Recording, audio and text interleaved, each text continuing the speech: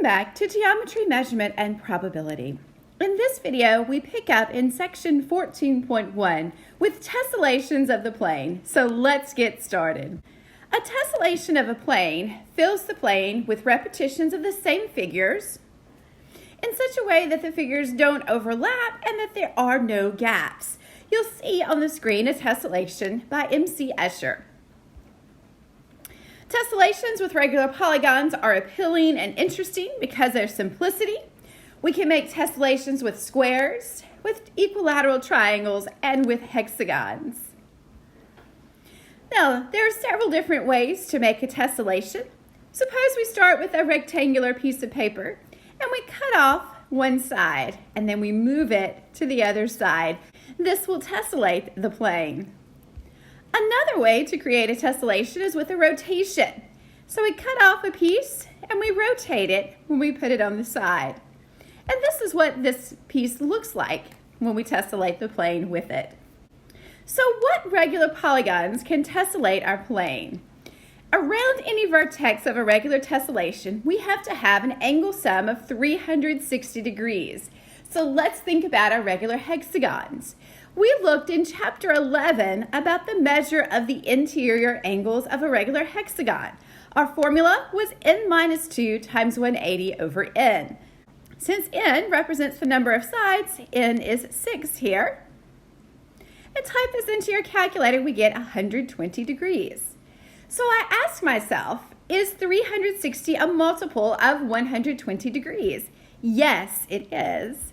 And that's why a regular hexagon will tessellate the plane. Now think about a regular pentagon. Again, our formula for the measure of an interior angle of a regular pentagon would be n-2 times 180 over n. A pentagon has 5 sides, so we plug in 5 for n.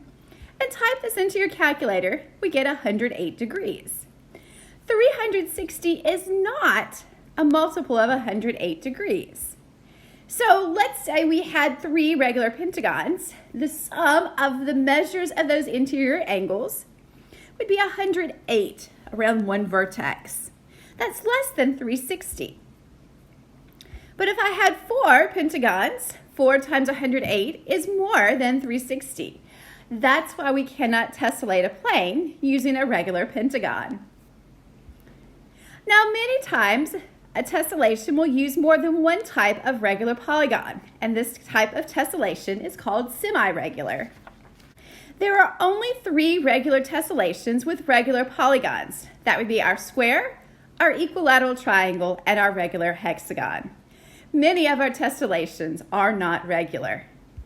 Always remember that for a figure to tessellate, the measures of the interior angles around a vertex, that sum has to be 360 degrees. Now, while a regular pentagon doesn't tessellate, non-regular pentagons can tessellate, as you see on your screen. And here are some more tessellations involving non-regular pentagons. Now look at example 6. We want to know, will these figures tessellate? So what we think about is, will this figure fill the plane without overlapping and without gaps? So I want to think about moving that figure left and right and up and down. So look at part A when I move the figure left and right and up and down. Yes, this one does tessellate the plane. Now what about part B? Does it tessellate the plane? Well, let's think about moving that figure left and right. So far, so good. I can't just shift that figure down because I'll end up with some gaps. However, what I can do is rotate that figure, flip it over. Now I still need to see if I can fit the tessellation in, so let me do one more row. And yes, this figure will tessellate the plane.